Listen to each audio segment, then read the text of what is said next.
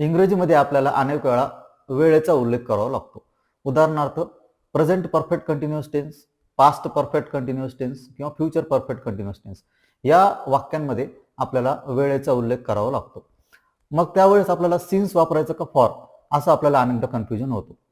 या व्हिडिओच्या माध्यमातून सिन्स कधी वापरायचं आणि फॉर कधी वापरायचं याचा आपण अभ्यास करणार आहोत. विद्यार्थी मित्रांनो, ज्या वेळेस एखाद्या वाक्यामध्ये तुम्हाला पॉइंट ऑफ टाइमचा उल्लेख करायचा असतो. आता पॉइंट ऑफ टाइम म्हणजे काय, तर एक उदाहरण पहा. I have been teaching since morning. I have been teaching since 7 o'clock.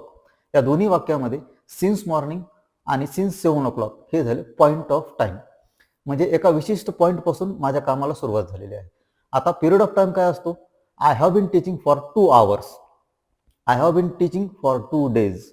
I have been teaching for many years. For 2 days, for many years हे झाले पिरियड ऑफ टाइम. म्हणजे या वाक्यांमध्ये किंवा या वेळेमध्ये आपल्याला पॉइंट ऑफ टाइम सांगितलेला नाहीये, पिरियड ऑफ टाइम आहे, ड्युरेशन आहे.